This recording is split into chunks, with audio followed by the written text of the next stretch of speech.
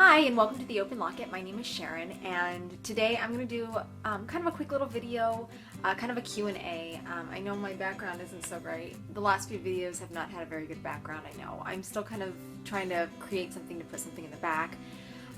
But today the reason I wanted to put this video up, and I wanted to put it up really quickly, was I had been talking to a girl named Olivia over on Instagram. So we became actually really good friends. And so she had a few questions for me, and so I just asked if I could just make a video out of them so that, because I'm sure many other people are asking the same similar questions once they come on into this channel and take a look. And so quickly, I just wanted to say, her username is, let me go back to it real quickly, just to make sure I say it properly. It's Riley, Rissy, and Olivia is her name on Instagram. So she's a really great girl and really sweet. And so I just wanted to do a video on her questions. So right now I was just kind of bringing them up. So her first question to me was, when you decided that adoption was right for you and her, meaning my daughter, did you know immediately that you wanted open adoption, or did you have to pray about it? And I'm not sure if I kind of mentioned it a little bit more in my videos and previously, but maybe I can just elaborate a little bit more. So to be honest, 2 years prior to when she was conceived, I actually used to help out at a crisis pregnancy place. And I know I was kind of in my own sin and everything, because I was having relationships, and I was kind of having the usual worldly relationship. And I would work the front desk, and while I was working the front desk, you see different people all the time, and you wonder about, their stories and what went through their mind when they found out that they were pregnant and such. So I just remember I was at the desk, and just like this story went right through my head, and I had kind of like a vision, sort of, or like a story in my head. I don't know how to really say that, but the idea that that I knew I was like, I kind of like almost as a wonder. Sorry, words are not coming out of my mouth quite right now, but almost like a wonder, like what if I got pregnant? What if I had a baby? What would I do? And what was going through my mind too was, I just thought, well, if I don't think I could parent a child, I think the next option would be to place the baby up for adoption. And I knew a little bit about adoption just because one day, kind of like a workshop or something, we actually had an attorney come in and talk about adoption and open adoption. I mean, there are things that people just don't know that exist out there, and this is one of the reasons why I made this channel. But I thought, well, I'd put her up for open adoption, and it was really weird. I knew who the father was going to be. I mean, the person that I knew I was going to have a daughter, and I knew who the father was going to be. And I knew the father at that time, but I wasn't actually in a relationship with him. And I just remember I kind of woke up with that, and I was like, why did that go through my mind? Why would that go through my head? Like, that's stupid. I certainly don't want that to happen. And 2 years later, it ended up happening, and I was pregnant. And yes, it was the father that was in my mind of that story. And I was like, oh my gosh. Okay, and then the next question was, is this a girl? I could be wrong. Maybe it was a boy. Sure enough, I did a few fun study things that you could probably do as a pregnant woman to find out what the sex of your child is. Every single one of them came up to a girl, and sure enough, by the time it was when the nurse was looking, because they were going to kind of determine the sex, they looked, and she just immediately, oh, it's a girl. Like, no question asked. She just knew. She's like, nope, it's a girl. And I was like, oh my gosh. So I thought it was just kind of funny that that came up. And so even though everything came through my mind about wanting to parent her, I really envisioned like what I wanted for her and what I wanted to do with her. and for her and everything. But I knew that God was telling me 2 years prior that this child was to be placed in adoption. And fortunately, in our times, we have that option of open adoption. So I knew I could still see her. I knew I could still talk to her, and I knew she could know who I really am as she gets older. So, and you can, I don't know if you can tell, but I'm kind of crying because it's kind of course, emotional. So even though I looked at everything, just what I wanted to kind of do, I just knew she was to be placed for adoption. So I couldn't really escape that. I just knew, and I was like, well, let me just look into it. And I had to look into it, and I looked into it, and I did it. I did pray about it, though, too, because I wanted to make sure that the vision I had 2 years prior were accurate. And I don't know if I may have mentioned it in another video or not, but I remember I was hanging, I had been decided if I wanted to have,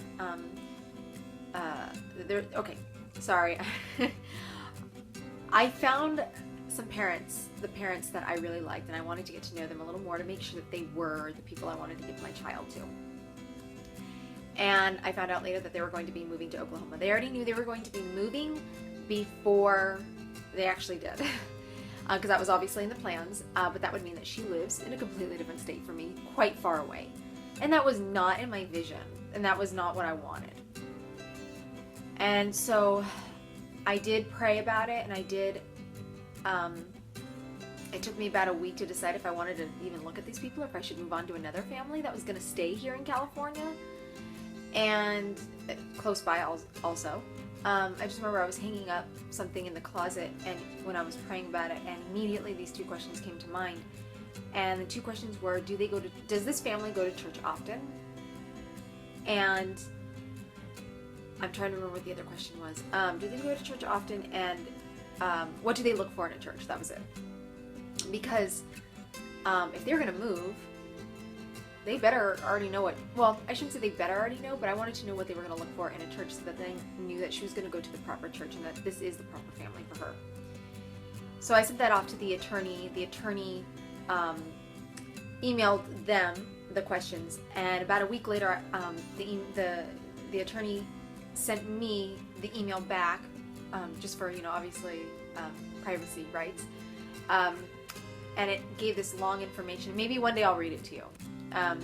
But I do have it in her little box of information for her to have when she gets a little older.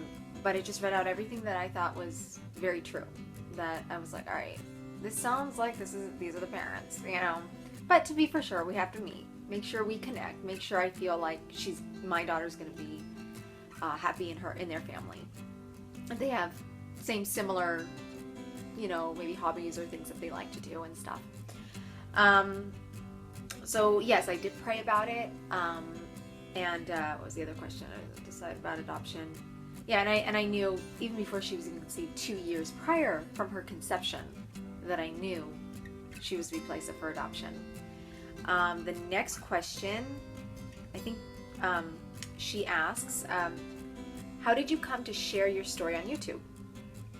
And then she goes, I know why, but what made you think I need and want to help, or that needed and wanted to help young girls and women? I'm doing it because I don't think this information's put out. I wanted to share my story, and I needed to give this information out because I know that there are a lot of other girls that are having difficulty.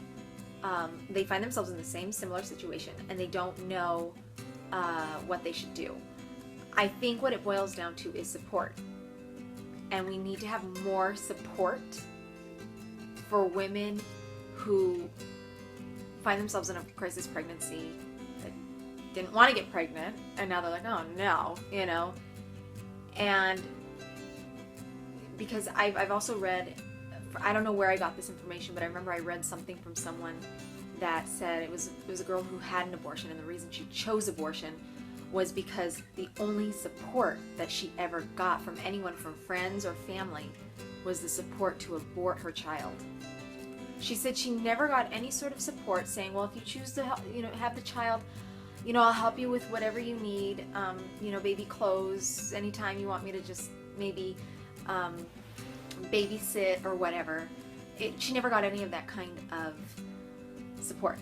She got the support of, oh, we'll help you through the abortion from her friends and family.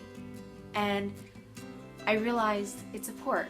It's support that they need. It's support that these girls need. So this is why I made this channel, was I wanted to really help support and tell them that there is a far better side to it. You just have to be open to it, and I want to help open that for you. I think there's one more question that she asked. Here it is. Did you have time alone with Aliana, my daughter, before she was placed? Yes, I did. And I know my video is kind of going on. It's a little lengthy right now, but I just want to answer the questions in case anyone else is asking. Yes, her birth, she was 2 weeks early. I was not expecting her 2 weeks. They always say to new mothers, they're usually late. Yet you can still have a 2 weeks of contractions and things 2 weeks prior to actually having the baby. So I was going through some of these contractions and I thought, oh no, this is going to go on for 2 weeks. I'm going to be so dead. It was bearable, but it was annoying. I was having really bad nights sleeping 2 or 3 nights prior. And I was just done. I was like, if this is going to happen, I'm never going to have the energy to push because I'm so tired already. And well, she ended up coming that night. It was a little bit of an emergency in a sense because I was planning on going to a birthing center. It was actually kind of far too, but that was the plan, was that I wanted to go to a birthing center to have her, because I didn't really want it in the usual hospital setting. I just didn't want all that. I didn't want to be hooked up to anything. I didn't want all these synthetic tubes and gloves and needles and whatnot. I just didn't want to deal with it. I wanted it like it had been hundreds and thousands of years ago, in a sense, in your own home. And so I already had a midwife already planned. She had been taking a look at the baby, making sure the heartbeat's there, everything like that, all the signs and vitals. And it was just, it'll have to be another video, but it was so fast. So what happened was I had her there at the house, and I never went anywhere. Aliana no one ever took her to the hospital. I mean, she was a fine baby. She was fine. She was good. 2 weeks, by the way, early is still considered full term. So she was good. So she was born about 11, it was between 11:45 and 11:48. I think there was a 3-minute difference there because she said one number and then she said, well, actually, because my watch is this, it's really this time. So it's one of those. It's on her birth certificate. And so it was right before a new day, and it was at night. And so we just immediately, because it was 2 weeks early, because they had already moved to Oklahoma, and so they were going to come and around the time so that they would be there for her when she's born. Well, obviously she came 2 weeks early, so my mom gave them a call, left a message, and they have a whole story on their end too. It's kind of a crazy story. Maybe I'll try to videotape it when I'm over there at my daughter's birthday here coming up in a little less than a month. And but she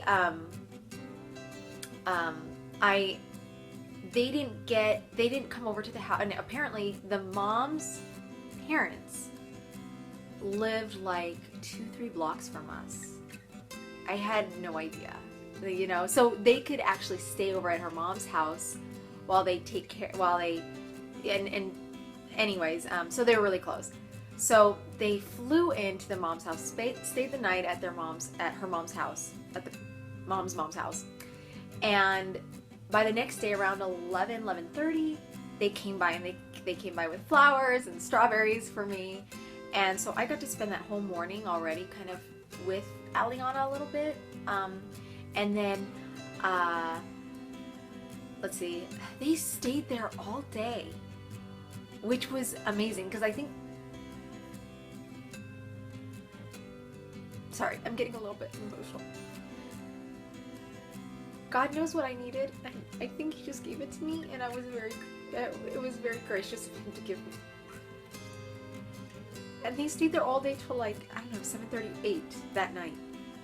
We just talked and had other people come over because people from the church wanted to see the baby because they knew, you know, it's been 9 months. They wanted to see, you know, who she was and just, you know, it was kind of the end result, you know. And so we had people come over. We just talked with whoever came over and, you know, holding Aliana and talked and just had a really good time all day. And then it was about 7:30 or so. The midwife was going to come over because she had to just make sure the baby is still good. There's no, you know, nothing, no signs of something wrong happening. So she came back around that time, checked her out, and was like, she's good. And that was when I said goodbye to Aliana. But I signed off paperwork. See, by law, I'm allowed, as a birth mother, I have a whole entire month, 30 days, to decide if I want my baby back. But I'm not going to do that because I already promised a family a child. And if that child is alive and well, they're going to have the baby. I looked at that as a big promise, and I wasn't going to let down on my promise. And I didn't want that to keep them from wanting to be attached to her, because in fear that I may rip the baby from them again. I mean, you know, talk about how to hurt someone, that's probably the best way to do it. And I wasn't going to do that. So I actually found out that there's a way for me to speed up the process so that I have only 2 weeks. That's the fastest way I can do it. I signed off paperwork saying I have now 2 weeks. I waived part of my rights to leave 2 weeks, that they can have, that legally that baby is there in 2 weeks. And so I signed that off. So they couldn't even leave California until 2 weeks by law. Otherwise it's considered that they're abducting my child. So they had to stay here in California. So they stayed there at the mom's house over a few blocks down. And every like 2 to 3, sometimes maybe 4 days, I would go and see her for a few hours, or they'd come to me. We'd go to the park, or I'd be at the mom's house, or I would, they'd sometimes come to my house, and I would just be with them for, you know, 2-3 hours or something. And it was during the time, we tried to pick the time of when she was a little bit more, you know, wide-eyed, open, and awake. And it was usually around 1, 2, 3, right in that area. So I'm sitting down, so my leg's not feeling too comfortable there. So I got, and they stayed an extra 3rd week. They didn't have to. They could have just left, but they didn't. And so they decided to just, they stayed for a whole another week. So I got to have an extra bonus week, another 2 or 3 more days to see her before it was official that they were leaving for Oklahoma. And on the last day that they were there, we had a barbecue at our house, and with everyone there, and just, you know, with having Aliana and everything. And I have pictures. I'll see if I can maybe put some up on the video, or maybe another video. I'll have to find out what I'm gonna do. So I try to make this video as short as possible, but it kind of became long because I do like to talk and I do like to tell my stories, and I do like to mention, in case of anyone else is in this situation, there is definitely hope, and I know that there's a lot of support out there. It just may not be always the easiest to find, but there is support out there. You can always find me at the Open Locket. You can find me on Instagram, Facebook, Twitter, and even Google+. Let's see, I am trying to make a website. I have a website, but I don't have it actually up. It will be theopenlocket.com once that's up, if it's up already by the time maybe you see this video. So yeah, you could subscribe to this channel and ask me questions, because I'd be more than happy to give information for anyone out there who is worried or anything. I won't mention your name if you don't want to mention any name or whatever. Just questions are totally fine, and I am more than happy to answer questions. and even tell you maybe I can even maybe help find ways to get you to more support that you may need. So I hope you enjoyed this video at the Open Locket, and I will hopefully see you at the next video. Thanks. Bye.